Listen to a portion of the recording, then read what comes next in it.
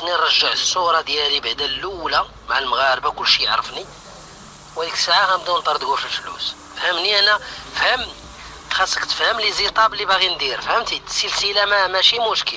فهمتك.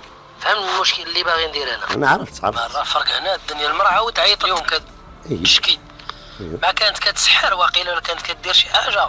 دابا نخرج بواحد الفيد. دابا شوف، دابا السلسله اللي عندنا جديده هي انا والمراه في فرنسا.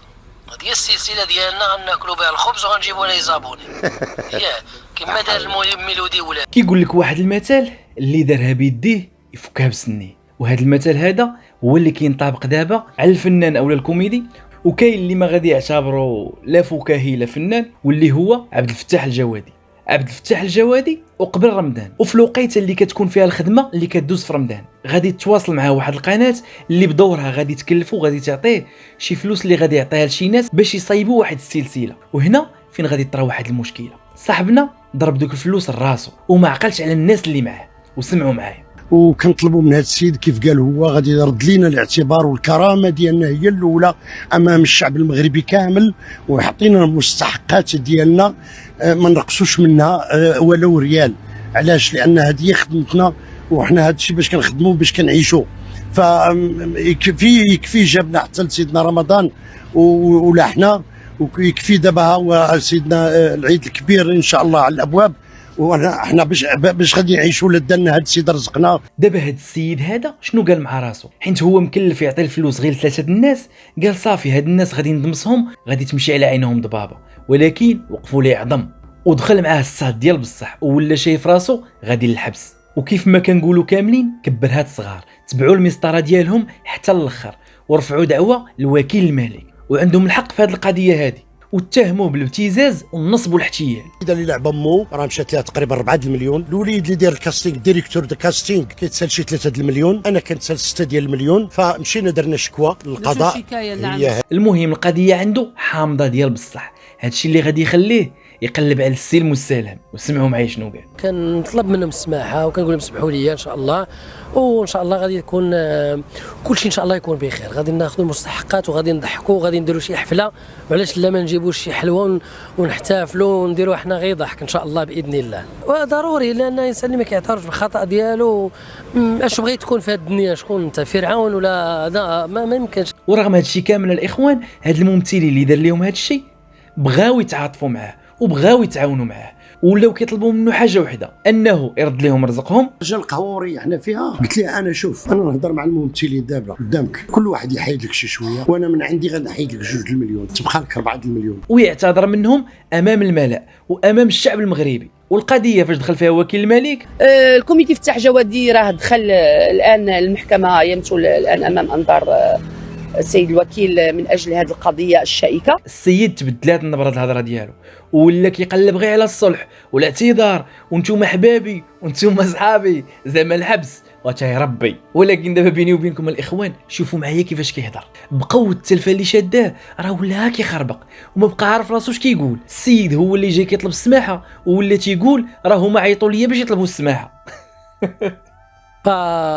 هما اللي داروا بادره صلح باش ما نبقاوش، هو داروا بادره صلح يعني، وكانوا رغم انني كنت يعني معاهم فاض وكنت يعني وتعاملت معاهم معامله. انت اللي بادرتي بالصلح فتاح؟ لا احنا قبلنا البادره ديالنا. لا انا بادرت بالصلح، انا بادرت بالصلح، ولكن هما قبلوا ذاك الصلح. احنا قبلوا الصلح المستحقات ويخرج الاعلام ان شاء الله.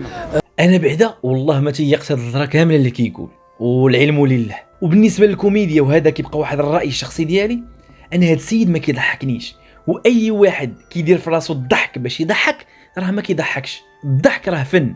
ومن مور هذا الشيء كامل وهذا الهضره كامله اللي قال السيد، شوفوا معايا التباري شنو غادي يخرج يقول. قال لي انا ما عندي حتى ريال وانتم راكم الصابر بحال هكا. فملي سمعنا ذاك الكلام وكلام خايب، كل واحد فينا ناض، المحامي ديالو ناض مشى في حالته، المحامي ديالنا تا هو ناض مشى في حالته، انا حتى الحويجات ديالي وجيت في حالتي. ولكن كيف ما كنقولوا الاخوان، الشيخه عمرها تنسى هزت الكتف، دار فيهم دوره ديال الزمان وعاود ثاني رجع لنفس القضيه وخلاهم حتى بردهم وغادي يتسامحوا، وفي الاخر قال لهم راه ما عندي ما نعطيكم. والاشكال اللي كاين هنا ان الوكيل فاش دخلوا عنده كاملين واتفقوا على ان هذا السيد غادي يرد لهاد الناس رزقهم، راه دار معاه 19 اللي هو اليوم. باش انه يرد الناس رزقهم. وبين القضاء اللي عطاه مهله ان شاء الله اخر يوم عنده هو نهار 19. الكلمه غتكون عند القضاء. وراه غدا تقدروا تسمعوا عاوتاني واحد الفضيحه ديال الفنان طا طا طا طا طا وتم اعتقاله، ولكن اللي دار الذنب راه كيستاهل العقوبه. راكم سمعتوا دابا الاخوان شنو كان كيقول على هذا الشيء كامل، وكيبان لي انه ما خايدش اصلا هذا الشيء بجديه. انا كيبان لي هذا السيد كيف ما هو كيقول على راسه انه كوميدي،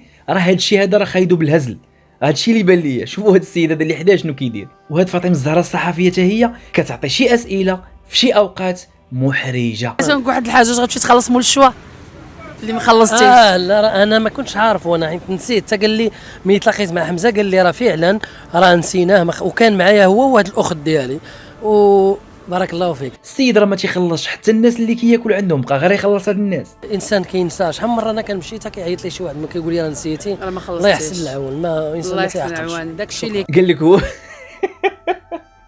قال لك هو كينسى شحال مره كياكل وكيزيد حتى تيعيط ليه بنادم تقول اجي راك ما وعاد تيتفكر وتيخلص. هادشي اللي كاين. واش غدير؟ ولكن بيني وبينكم الاخوان، وهذه ديروها حلقه في ودنيكم، ان الطماع شكون اللي كيغلب عليه؟ هي هذيك الكذاب. هاد السيد هذا اللي كان كيدور في راسو فحال هكا، اجي تسمعوا معايا واحد التصريح شنو غادي يقول للصحافه وبشنو كان موعدو عبد الفتاح الجوادي يدير معاه من بعد. صافي من بعد ملي عاودت ليه الظروف هذه ويقول لي اسكت ما تقولها حتى شي واحد، غنشري لك بارت. من بعد ما قال البارتما قال لي غندير عرض في الصباليون كامل وغنديك معاه، انت عندك لاكارت دارتيست غنصايب لك الوريقات ونديك معايا. قلت لي صافي الله يحفظك افتح. قال لي غنحيدك من المغرب كون هاني. من بعد قال لي راه عيط لي وزير الثقافه راه غيدير عرض في المغرب كامل، راه يعطيني واحد الشيك نفيرسي وغنتهلا فيك بالفلوس كون هاني. وكيف شفتوا معايا الاخوان، هاد السيد اصلا حتى هو راه تيبان شويه مزاقيش، ولكن الطامه الكبرى الاخوان ان عبد الفتاح الجوادي وبراسو كيقول لك انه كاري غير بيت مع الزوافريه. كيفاش ليه انه يشري لهذا السيد بارتما؟ كاري بيت مع الجيران، ما فيهش لا تلفازه لا وسائل راحه. واش فنان مغربي يكون ساكن في بيت؟ حشومه. كاري بيت مع الناس، مع الجيران، مع الزوافريه، حشومه. وحوايجي اللي اللبوس حاطهم عند الاخت ديالي. بعض المرات ما كنلقى من ناكل، يعني بعض المرات ما كنلقاش قهوه، فلوس قهوه ما عندي. وهاد لافير كامله كون ما كانش فيها هاد السيد اللي هو التباري كون محال اصلا واش تسمع الصوت ديالهم. هنا الاخوان غادي نعرفوا حاجه واحده، ان عبد الفتاح الجوادي ماشي بوحدو، وان هاد المشكل هذا اللي طاري هاد السيد حتى هو معاه فيه. علاش؟ حيت هاد السيد هذا طمع، ولا تيقول ليه عبد الفتاح راه غندير لك غنفعل لك، هو بالدور ديالو ولا كيعيط للناس وتيقول لهم جيو تخدموا. وفاش الناس كيسولوا على فلوسهم كيبدا يطاكي غير بالكذوب على عبد الفتاح. صافي وليت كنجيب الناس فابور، وليت كنجيب الناس واخا ما يتخلصوش يبقاو يدوروا فيا انا ونسمع الهضره انا. وكان ديك اللعيبه ديال كنميه كنقول راه فتاح راه قال لي ديما كنبقى نشوف بالعين هذيك الصبليون ديك البارتما عرض في المغرب كامل. ها اللي قلنا. اذا راه هاد السيد حتى هو مشارك معاه في هذا النصب. وباش نكون واضحين ونعطيو لكل واحد حقه، السيد سمع بارتما وغيمشي لاسبانيا او لا باغي يخدم كلشي فابور. وعلى ما كيبان ليا الاخوان في هاد لافير ان عبد الفتاح راكبه. اول حاجه ما عندوش باش يخلص، واصلا عنده سوابق قضائيه واخا ماشي في المغرب، مهم عنده سوابق. شكون اللي اتهمتك بالاغتصاب؟ هذيك لا علاقه، هذيك واحد البولونيه الحمد لله تسوات الوضعيه. تا بولونيه حتى هي اتهمتك بالاغتصاب. هاد السيده الاخوان من الهضره ديالو راه كيبان ما صافيش وباين مزبلها في شحال من حاجه، وهو حتى من بنته كانت غاديه معاه باش تشهد معاه صدقات شهاده ضده. واش هاد السيد هذا كاع هاد الناس كيشهدوا ضده؟ والمشكله مدوا لي ديك 72 48 مدوا ل 72 باسكو البنت اللي ديتها باش نداوي لها عينيها بنتي شهدت فيا بانني 10 سنين وانا كنضرب. ودابا الاخوان غادي نديروا واحد المقارنه ونشوفوا هاد السيد هذا واش فيه الثقه ولا لا. سمعوا معايا دابا شنو تيقول على هاد السيد. الانسان اللي كيقمر بعدا ما تثقش فيه. انسان 74 عام عمره ما صلى، عمره ما دار جبهته اتجاه ديال القبله، هو كيقول لك ما كيخافش الله، خصك تخاف منه. ونعاودوا نديروا واحد المقارنه اخرى. سمعوا معايا شنو كيقول على هاد السيده. هذيك السيده الممثله كنشري لها 2 باكيات ديال الكارو، وفات وصل في العشيه كتقول زيدني وحده، هي 3 الباكيات ديال الكارو، يعني 3 الباكيات ديال الكارو في النهار. تخيلوا معايا. ودابا شوفوا معايا شنو كيدير معاها قدام المحكمه. كانت امسيخيط نوض دوز بوس لا راس، امسيخيط زيد بوس لا راس، بوس لا راس. والخلاصه الاخوان ديال هاد الشيء كامل، هاد السيد هذا الا مشى حتى ما ضرباش بواحد التعليقه لبرا راه غادي يدخل الحبس عاجلا ام اجلا، حيت الكذوب طريقه قصيره وغادي يحصل. خصني نرجع الصوره ديالي بعدا الاولى مع المغاربه كلشي يعرفني، وديك الساعه غنبداو نطردقوا في الفلوس. فهمني انا فهم، خاصك تفهم لي زيطاب اللي باغي ندير، فهمتي؟ السلسله ماشي مشكل، فهم المشكل اللي باغي ندير انا عرفت راه فرق هنا الدنيا المرأة وتعيط لهم كتشكي ما كانت كتسحر واقيلا ولا كانت كدير شي حاجه. دابا نخرج بواحد الفيد. دابا شوف دابا السلسله اللي عندنا جديده هي انا والمراه في فرنسا. هذه هي السلسله ديالنا غناكلوا بها الخبز وغنجيبوا لها زابوني ياه كما دار المهم ميلودي وإلا كان حقر على هاد الناس راه ربي غادي يجيب ليه اللي غادي يحقر عليه. وهنا غادي يكون سالا الفيديو ديالنا.